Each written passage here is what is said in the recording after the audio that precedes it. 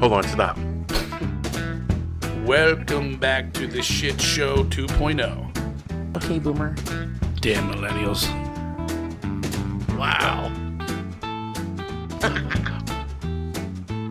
Did not know that.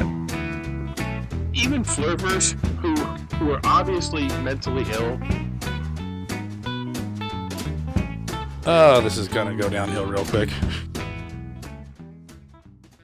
What is going on? And welcome to Take on the World With Johnny D. with Mr. Johnny Rocket. Clausen. And Lexi. Hello. And we had 2 podcast therapy dogs here, and they are Gone. gone. They're upstairs killing an intruder. Yeah, probably. No, I mean, they're probably into the hot dogs on the countertop up there. I pushed them back pretty far. Coco can't get up that high, and Ollie won't climb on top of her. Oh, wouldn't that be some shit? She jumped on Coco's back. Yeah. It was like, teamwork! No. That'd be pretty funny. That'd be not honestly. funny. Not funny at all.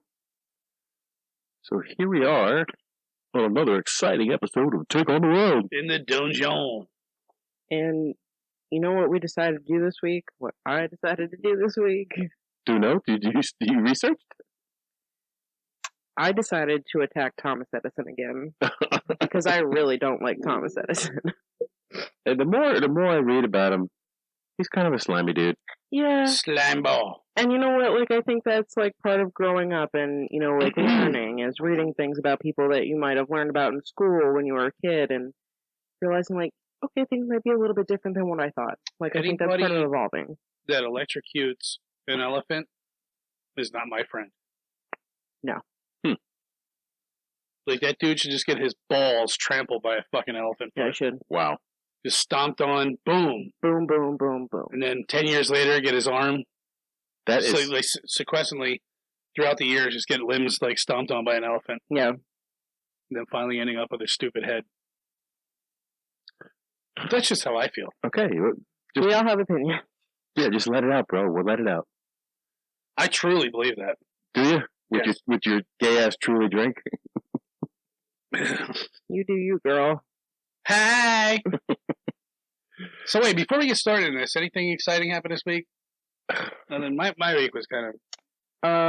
I had a stomach virus. gangrene? Nope. She had gangrene of the stomach. Yeah, it was gross. It was pretty bad. Isn't that weird? Like in the middle of summer. Mm-hmm. You think it was food poisoning? That's what I said, and he said I don't think it's food poisoning. It's I'm not sure if I've ever had gastroenteritis. food poisoning or not, I've had food poisoning.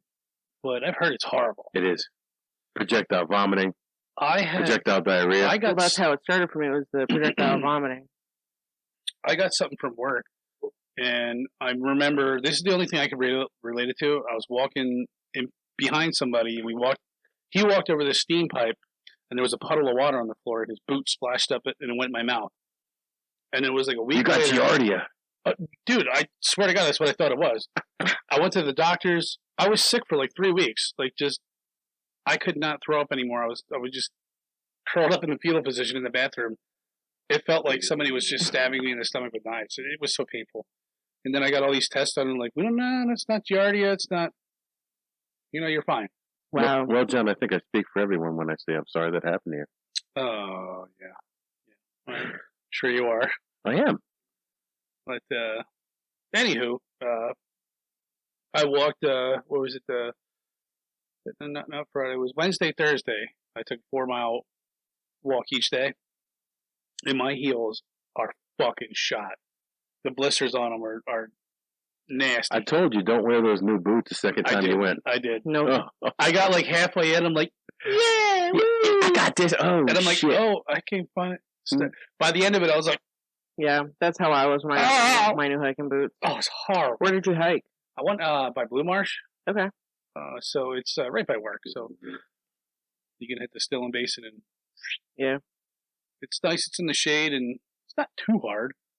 But when you're wearing nice new boots that are hard as a rock and sandpaper socks, I did the Pinnacle. that's a New tough boots. one. New boots.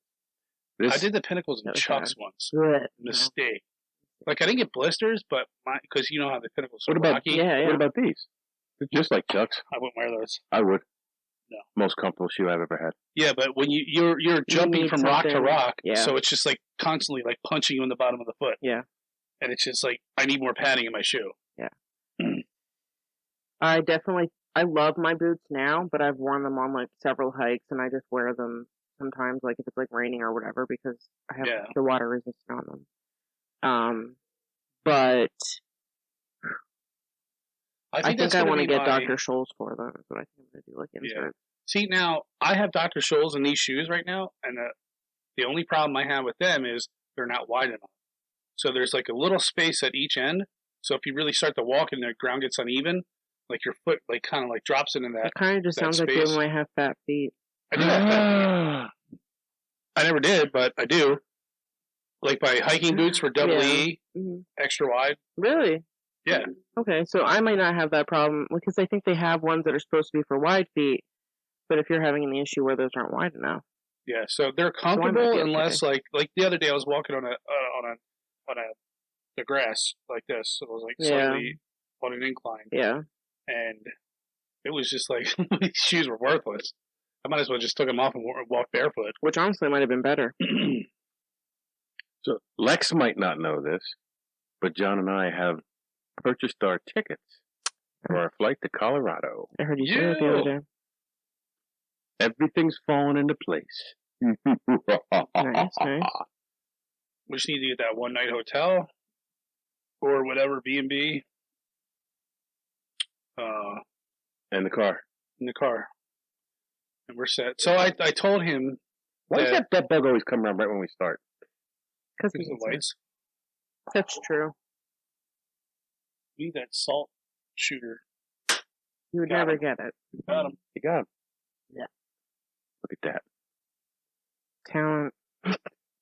So this week, we're getting into a topic, and as Lexi said, we are going to shit on. Kind of harkens back to our last topic. Thomas Edison. One of our last topics. Yes. If he truly deserves it. If one would ask you who invented the motion pictures, yeah, I'm a movie file. Like I love movies. Yes. I watch tons of movies. John, you've watched a bunch of movies. You're not quite as much of a movie file as me, but you found a couple that I liked that I didn't know about, and you found one that was the most horrible movie that's ever been made. And you what was it called? It was called The Man Who Shot Bigfoot and then killed Hitler and then shot Bigfoot. Yeah. Have you ever seen Deathbed, The Bed That Eats? No. It is sounds like my bed. Insane. I'm planning on buying it on Amazon, but I've known about it for years. What year did it come out? It's an old movie. Have you checked just speaking to the thing and see if maybe it comes up on another thing? I'll have to check since we have that now.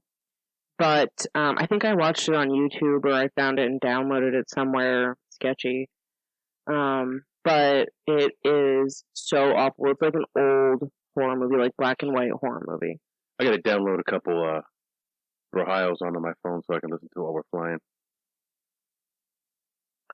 So, anyway, so the birth of moving pictures. So, the first person to publicly exhibit a motion picture were the Lumière brothers. You know, the little guys with the flames on their hands from Beauty and the Beast? Les poissons. Oh, I love les poissons. Whatever it is. Les croissants? She say croissant. Make me hungry. Realistically, Thomas Edison is usually given the credit for it. Yes. For his, quote, invention of the world standard 35mm film stock. Really? Yep. All right, side note. I love the 35mm camera and film.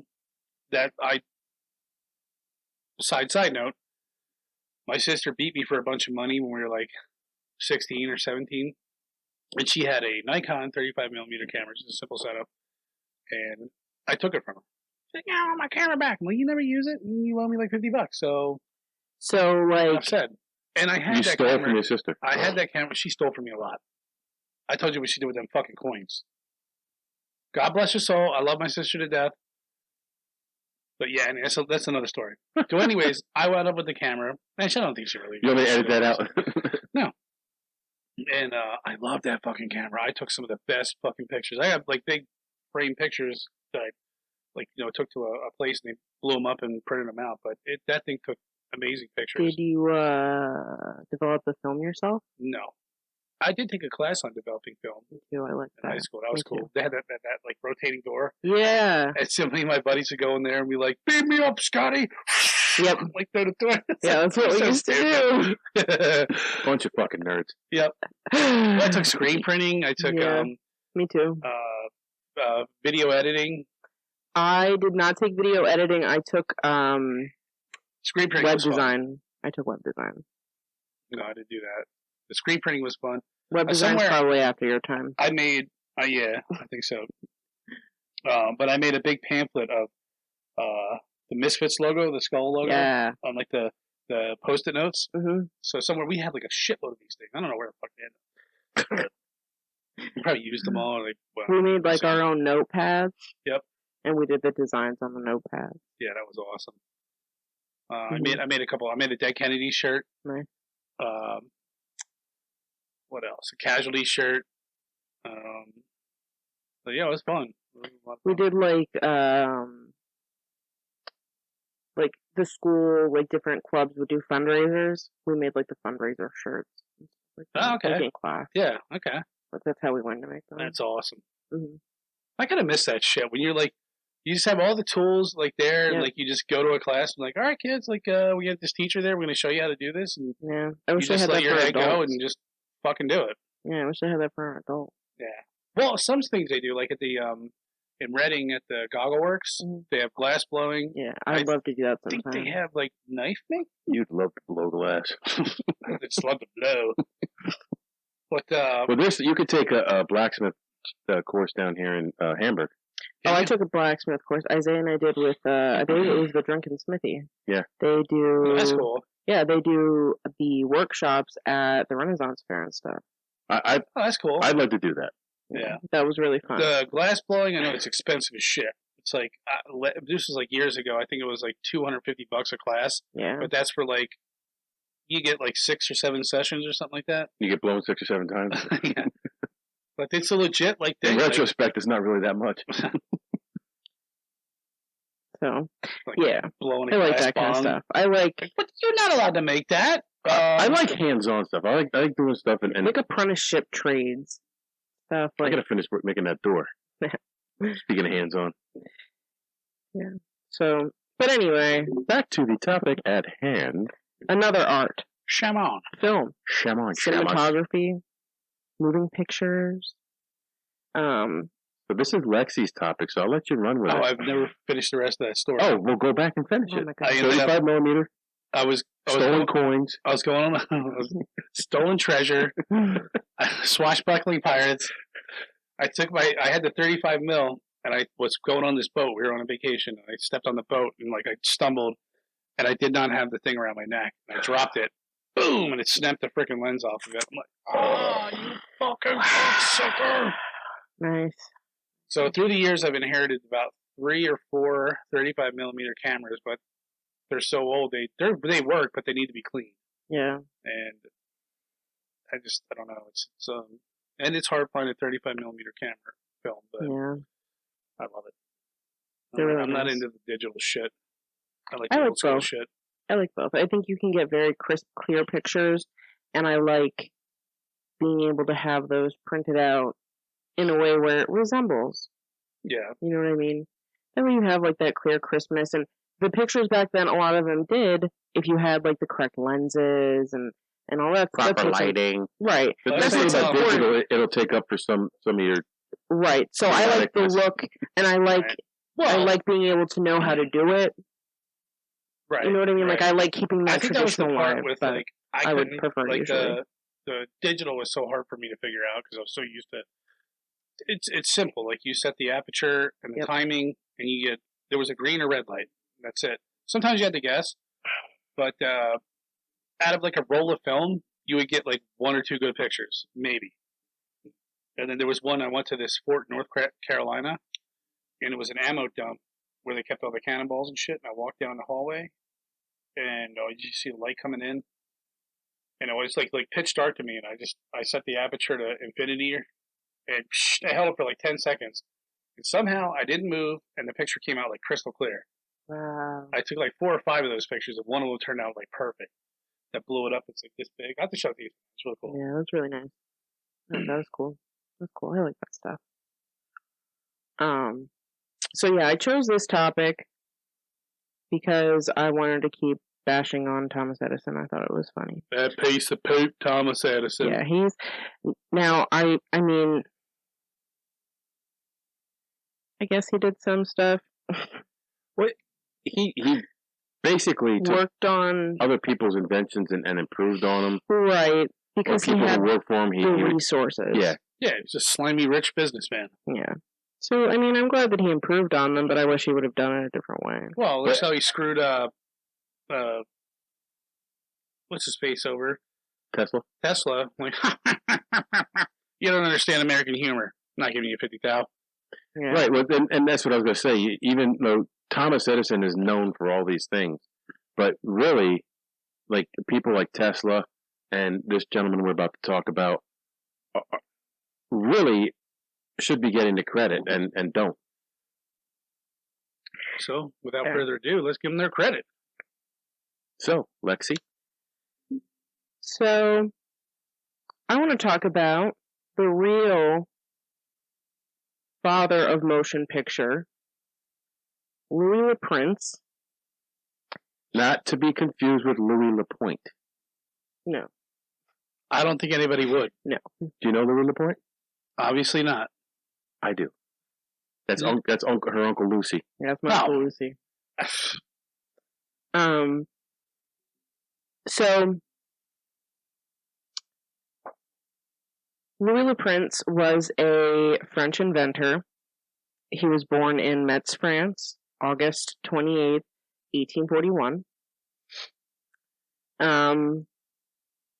He is arguably, he made what is arguably. Did he? Did he argue a lot? He argued so much. He Argued, son of a bitch. made what is arguably the biggest innovative leap anyone in the history of art or entertainment has ever. He was the first to actually make moving pictures. They would move in place. So, his family called him Augustine, and his friends called him Gus. Where did the Augustine and Gus come from? His full name is Louis Ami Augustine Le Prince. Okay, so we're gonna call him Gus. Because we're friends. Yeah. All right. I feel like we would have been friends. Yeah, so Really. Gussie. Gus. Oh, Gus. So his father was a major of artillery in the French army. What? So he never shot a gun, So and he waved a white flag around. Oh my God, stop. He grew up hanging out in the studio of the photographer Louis-Jacques Daguerre. Wow. Daguerre? Sure. It was a friend of his father's. And he received lessons in photography and chemistry. I wonder if he went into the dark room through the circular door. Is it Beam me up, Scotty. Probably. Most likely. Probably. I don't see how he could not have. I mean, that Beam was... me up, Gus. Gus. And the mouse from Cinderella, the little fat mouse. Yep.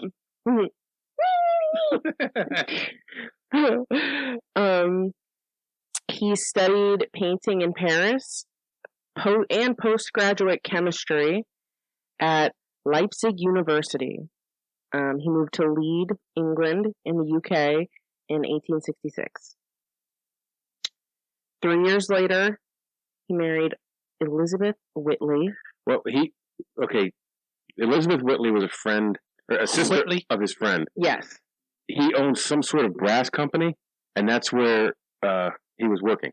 Gussie Yes. was working at the brass company. He owned a Yes. company that made truck nuts. He worked for his girlfriend's his friend's girlfriend's sister's friend's company. Truck nuts. But he became friends with the guy who owned the company because he's interacted with him several times throughout his life, but specifically because it's his brother-in-law once he gets married. But Right. So that's how he met her, through working at her. His friend owned a company that he worked for, met his sister. Bang, bang, shoot him up, rock on. Yeah.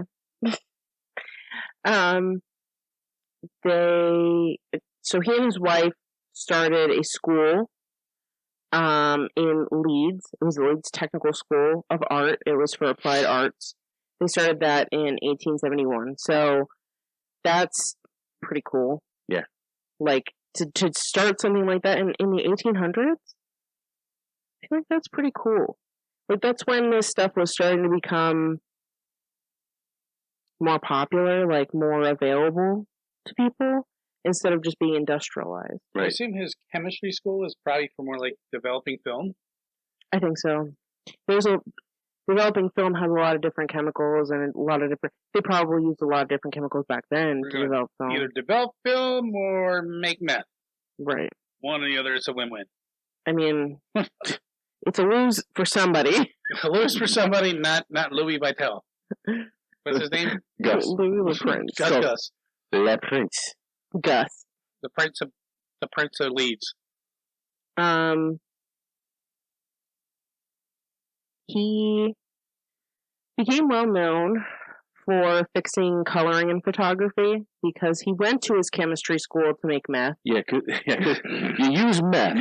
Here's what you do: you take a picture, you make some smoke meth. If you want you blow it on a piece of metal, and you put it on.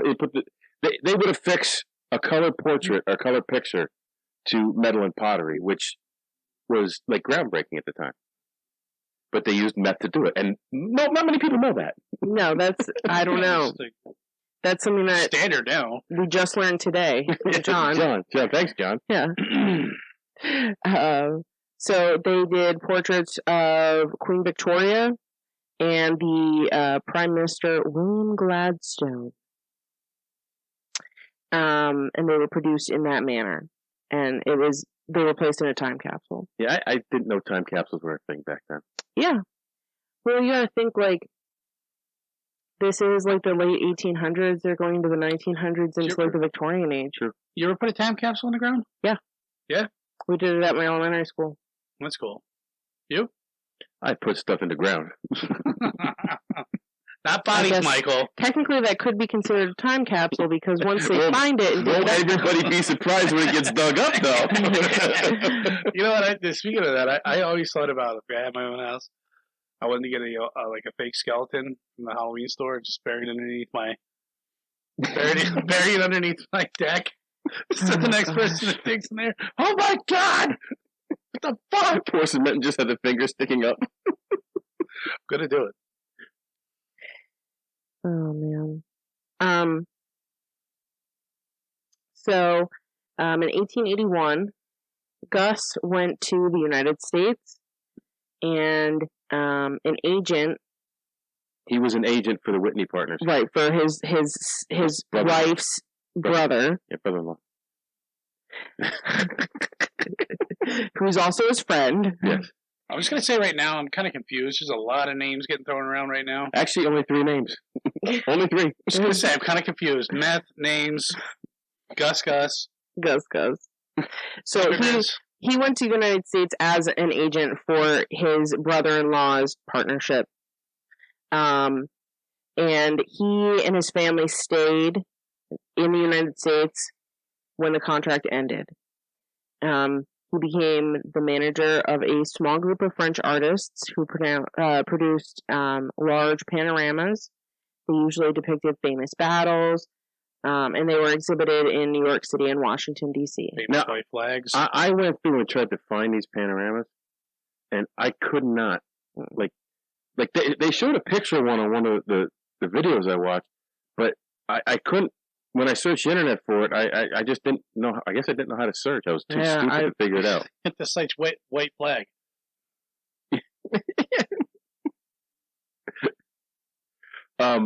But I did see panoramas. Now I don't know if the panoramas that I saw, some of them were depicting French battles, not so much American battles.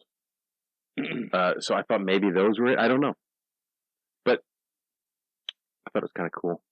Yeah, I wish that we could find some of them. Well, all kidding aside, If it weren't for the French, the Americans would have never won the revolution. No, we wouldn't. So, thank you, Frenchies. And we wouldn't have French fries. So, yeah. Another bonus. Or we would have poutine. Love poutine. We should drive to Canada just for some poutine. You don't have to go to Canada. You can go to Allentown. No.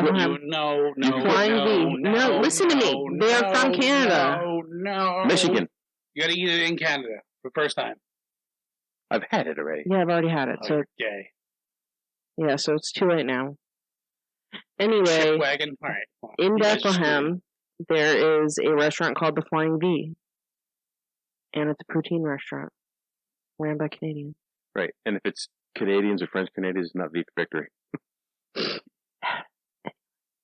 It's geese. Oh, that makes sense. You know why the Flying V, one side's longer than the other? Yeah. Shut up. I hate both of you. It's because one of them wanted to fly on that side. No, there's more ducks on one side than the other. Yeah. So you're slightly right. You said it in more of an intelligent way. The retards don't understand. Wow. That was a hard R right there. Retards. You retard? No, I'm retard.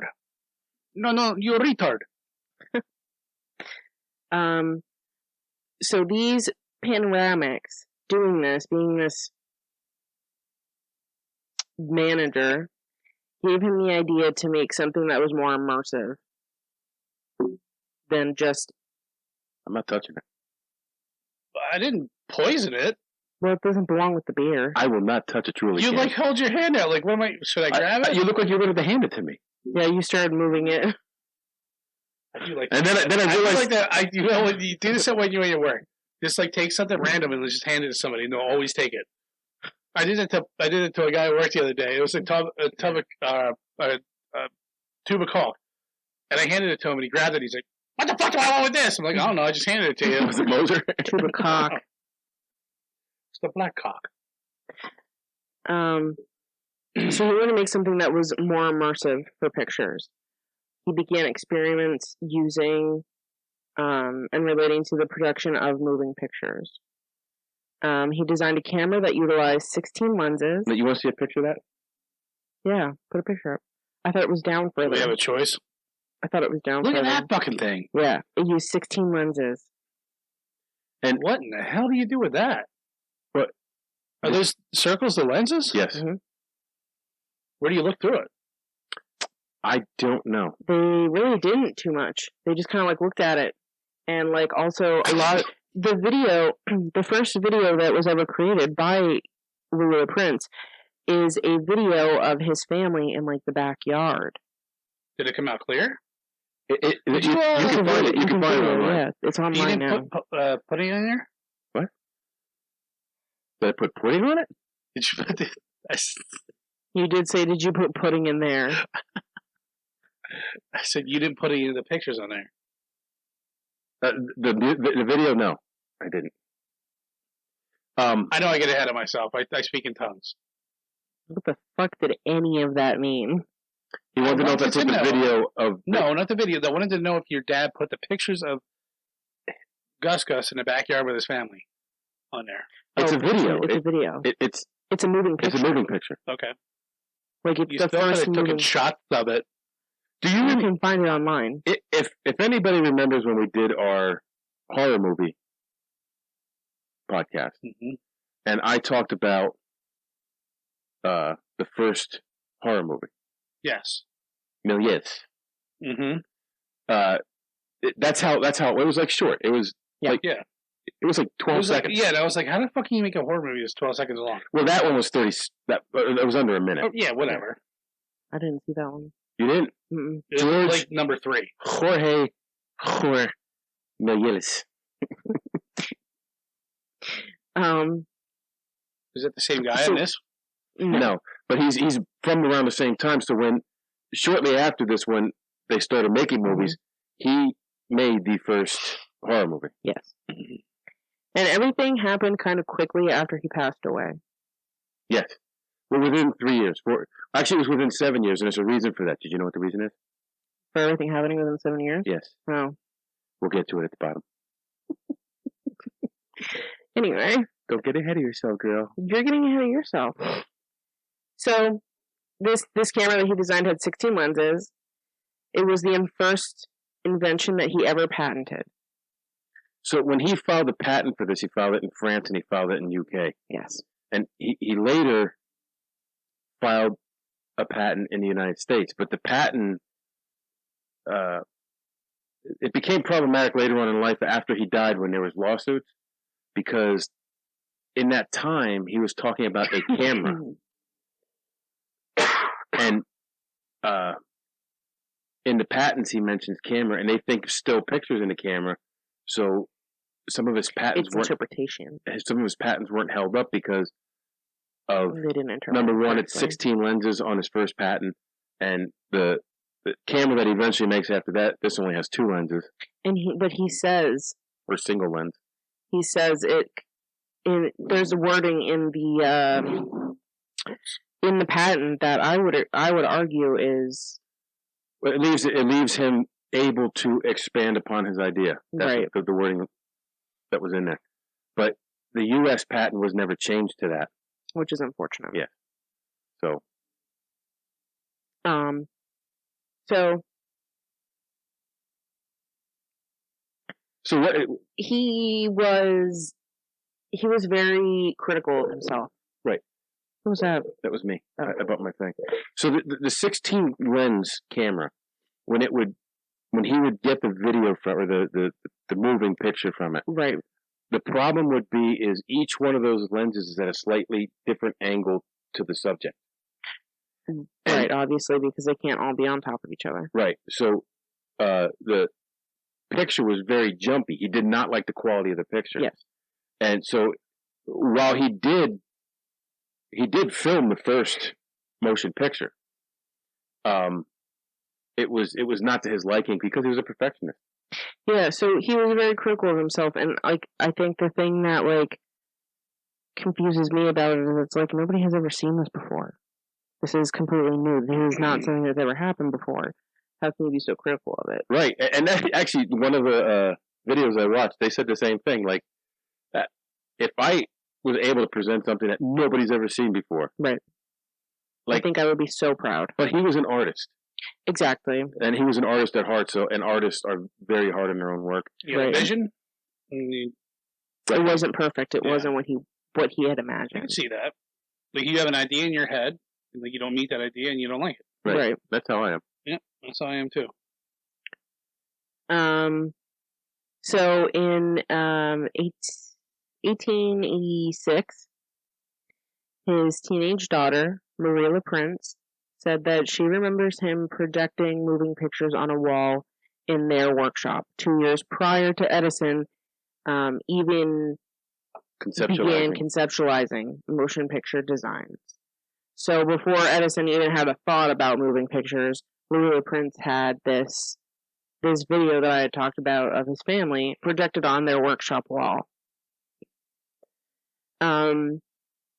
So in 1886, he had to return to Leeds, England. And I forget exactly why it was he went. I think he went specifically to bring his things over or something like that. He went over to make money. He thought he could do better in the UK or something like that with his art. They said that he moved back to Leeds. He was motivated to basically hide out. Yeah, and to work on his stuff. Because there was people trying to steal his work.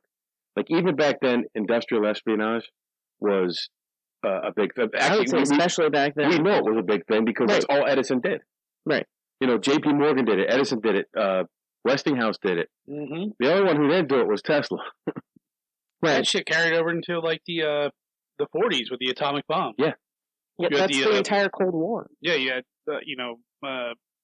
Russian scientists coming over and they put sticky tape on the bottom of their shoes, would walk around in the plant, and they would get the filings from the metal they were using. Yep. Take it back and analyze it, and oh, okay, they're using this metal and that metal, and right.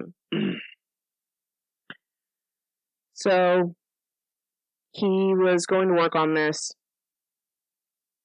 back in Leeds. And an updated version of his model was used to shoot his motion picture film. That's the garden film. Yes. It was first used on October 14th, 1888, to shoot what would become as known as Round Hay Garden Scene. So they know it was that date. Yes. Because one of the women who was in the movie, I guess his mother-in-law? Probably, yes, I believe so. Died 10 days after it was shot. Yes.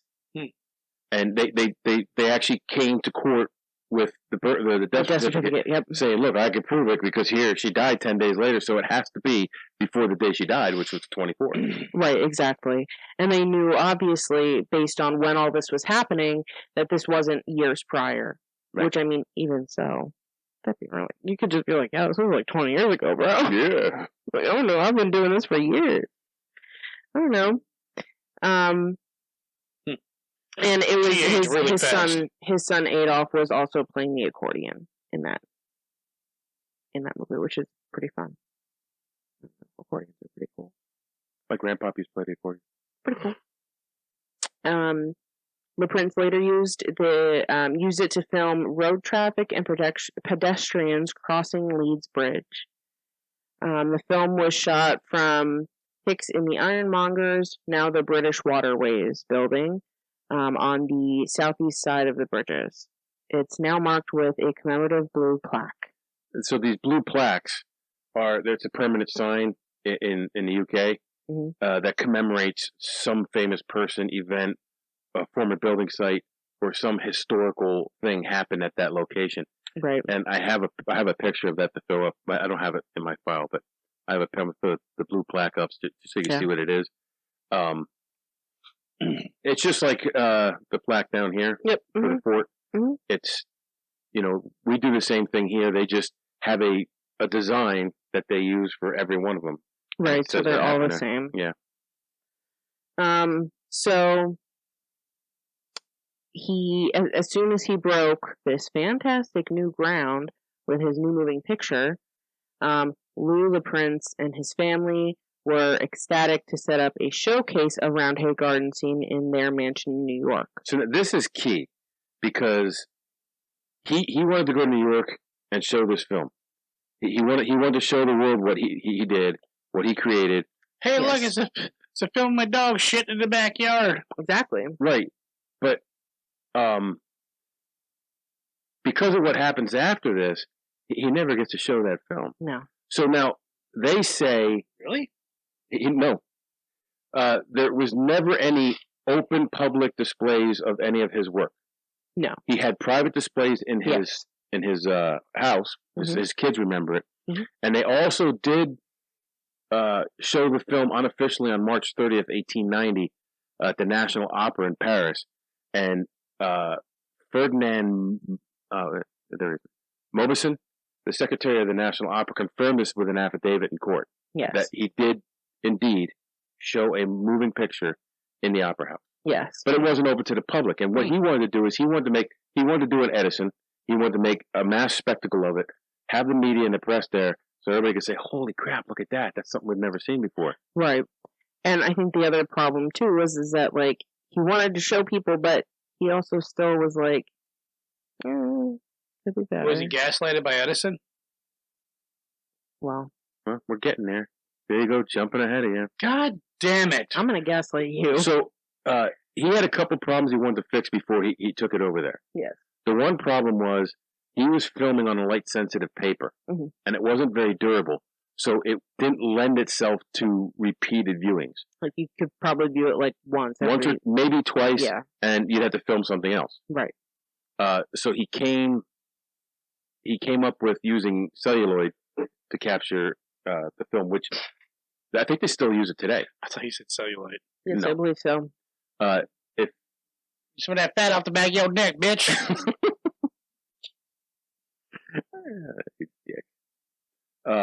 If you watch, what movie was that? Is it Inglourious Basterds where they burned down the film house? Yeah. The stuff was very flammable. Right. But you could use it over and over and over and over again. Yes. So that's such a good movie. So he wanted to get that to work. He wanted to make something. And he did. He came up with something, and yep. it worked. Yes. So in 1890, he was preparing for his trip back to the U.S. to show the world his breakthrough. While he did have this patented in France and the UK, this is what you were saying before, none of the patents covered him in the U.S. They weren't thorough enough to even cover him there, because what he was doing was so groundbreaking. They didn't know how to interpret, like, it's camera. They think camera, still picture. So when he said camera in the thing, like, so he was actually working on fixing those patents before he left. Right. And I think another thing, too, is he's probably like, man, I don't have this all worked out yet. I don't want people to know what I'm working on, but I have to patent it some way. Yeah. And I think he probably thought that a camera with 16 lenses is probably a wide enough array that even if the picture is not still, I can get away with it. Which, he got away with it for a while, it just wasn't enough to help him. By this time, he had the single lens camera made. Yes. And this was something different. Yeah. Yes. So that's what he's trying to transport at this time. So before he left for New York, he returned to France to visit in Dijon. The home of mustard. Dijon. The home of mustard. Dijon. At this point, was he visiting his brother? I don't know why brother didn't go in there. Okay, so this is his brother. What was his brother's name? Albert? I'll be sure. I think his name's Albert. I can't remember though. Al Qaeda. So he's visiting his brother at this point. His brother Al Qaeda in Dijon. With a Cuban sandwich. On September 16th, he took a train to Paris, but he took a later trip than planned. His friends missed him in Paris. So he was supposed to meet people. And actually, I think it was supposed to be in Dijon. I think. Yeah, he was traveling from Paris to Dijon, and he had friends meeting him at the train station when he got there. But because he took a later train, they said, "Ah, fuck it, he's not coming." Yeah, John's late again. Yeah. What was he sitting on the train with, like a bunch of Dijon mustard? I misunderstood the assignment. Oh, sorry. Could be you. I'm not 100% sure because I know that he was taking a train back to Paris before he went back to the United States at one point, too. So now he visits with his brother. Yes. His brother takes him back to the train station. He goes to get on the train to go back. His brother is the last one to see him at the Dijon station. Yes. And, pardon me, sir. Do you have any grape fun? He was going back to Leeds to pick up his equipment and then go to the U.S. Yes. That was the last time he was seen. That was the last time he was seen. His brother was the only one that can confirm that he got on that train. Guilty. There's no one else that saw him get on the train. It was his brother who killed him. And, obviously, you're on a train with how many other passengers, you're not looking at, one guy that gets on the train. No. So, the people on the train couldn't, say, oh, yeah, maybe he just got off before he was supposed to, or, you know what I mean? Nobody could confirm any of this stuff. So, he disappeared with his suitcase, and it's said to have held some very important paperwork, including his patents, which he was fixing. Yep. To further secure his place in history as the inventor of moving pictures. In a missing person case, patents cannot be used even by surviving spouse, and prevented his wife from commercializing the machine for 7 years. So, I invent something, at least back then. Yeah. I invent something. I patent it. Mm-hmm. I die. Yeah. And my family cannot benefit from my patent because it's in my name. Yes. And I just think, and that's why 7 years was such a big number. Yes. Edison heard about what was happening. That's right.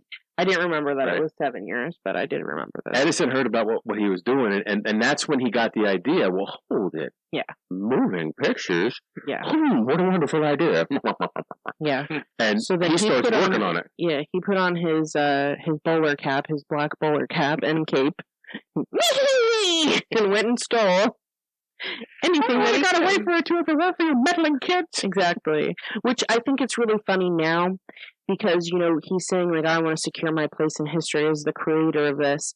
And I suppose for years and years and many, many years, he was not recognized like that. Well, even in film school, they don't teach him as the inventor of the moving picture. Which I think is really weird because now it seems like all this information is online. Like, we have all this information about him. Why can we not, you know, just say, yeah, he kind of deserves it more. You know what I mean? I give Gus all the credit. Yeah, I think so too. Good job, Gussie.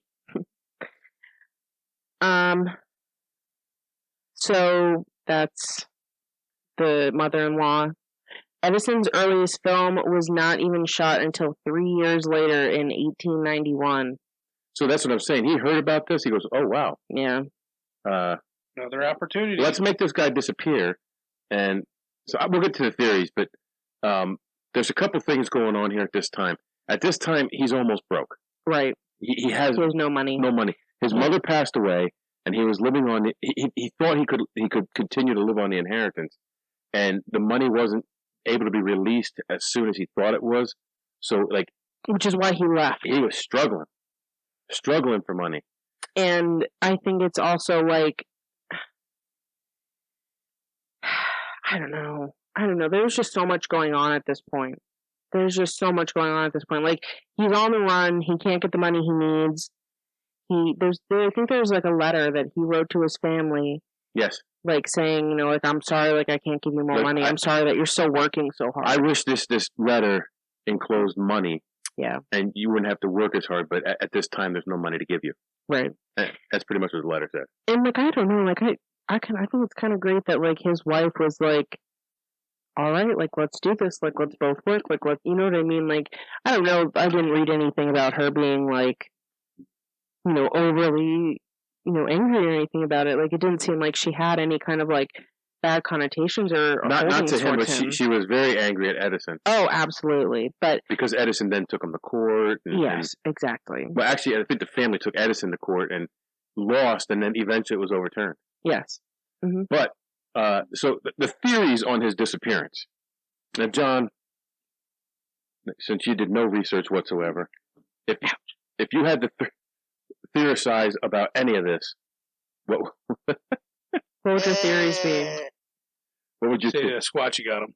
Squatchy got him. Okay. No, that's a new one. What I was thinking was, honestly, how easy it is to kill somebody back then. Yes.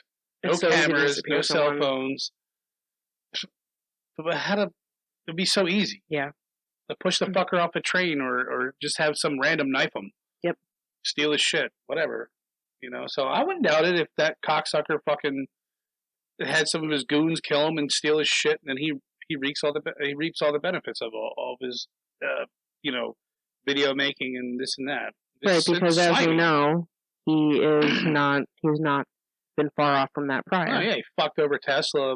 Mm-hmm. You know, basically put him out of business. But he's already shown that he shows no lengths of he shows no means of stopping, and he will go to great lengths to get what the fuck he wants. Right. So, and it doesn't matter who's in his way. This was just a few years ago. I don't know exactly how long. I don't have the date on here. This Alexis Bedford was a grad student in New York. He found some interesting documents in the archive in the New York Library. As Bedford relates it, he was turning through some papers that were Thomas Edison's work with lighting methods, and he stumbled across a dilapidated leather-bound book. In the book, he found a small entry dated September 20th, 1890, in Edison's own handwriting, and it read, "Eric called me today from Dijon. It has been done. Prince is no more. This is good news, but I flinched when he told me. Murder is not my thing. I'm an inventor, and my inventions..." Unless you're an elephant. Yeah. "My inventions for moving image can now move forward." Nah, he's a piece of crap. Yeah. So this is most likely what happened. Now, this goes back to me. Did he gaslight fucking Gus, like make him his friend, with the intentions of burning him in the end? No, he knew. Prince knew that Edison was not his friend. Okay. He knew that was his competition, and that's why he went back to Leeds and he was hiding out in Leeds while he was trying to perfect things. I mean, it all makes sense if he's going out to hide out from people who are trying to steal his shit. Right. Edison's a very powerful man. He's probably got fucking his tentacles stretch far and wide. According to the diary, Edison admitted to being happy the prince was gone, but also emphasized he did not kill the Frenchman. It sounds like a guilty conscience to me. It does to me too. Like, honestly, for sure. No empathy. Well, I'm just sad he's dead, but I'm going to take over his shit. So this says in 2004, a photograph of a drowned man bearing a strong resemblance to Le Prince was discovered in the French police archive. The drowned boy resembled... What river is that, Lex? Seine? So someone drowned in the Seine River and... around the same time of his disappearance. And they think this could be a picture of him. They don't know. Like you said, John, it'd be so easy to kill someone back then. And I was just watching another thing on body snatchers in the same time frame in London, and like when they couldn't snatch bodies from the graves, they would just go out and kill someone. Yeah, like they say nowadays, the hardest murder case to solve is a random killing. So now you think of all the shit that we have: GPS tracking, cameras, state-of-the-art equipment, and that's the picture of the drowned guy, and this is a picture of Lily Prince. That does look a lot like him. And then this is a picture of that video. Oh, there's the video. That's part of the video. That's it. It's like 4 seconds. Yeah. And I think it's this one. This is the lady that died. Yes.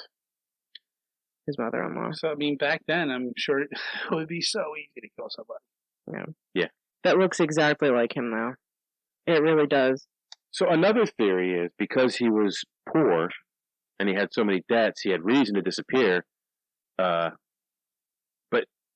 even if that were the case, he was just about to present like the greatest invention of the time to the public. It would make him a rich man, even if it wasn't right away. Why would he throw it away? Why would he throw away or commit suicide when the demonstration was just around the corner? Exactly. And then it goes to none other than who? Well, another theory is his brother killed him. Mm-hmm.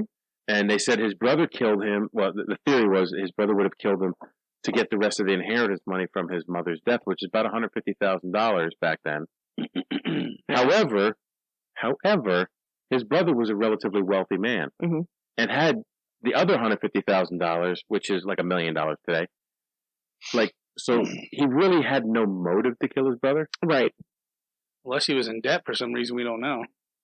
But that would have bore out by now. Like, right. Yeah, I agree. What else? What was another theory? If they found about a homosexual.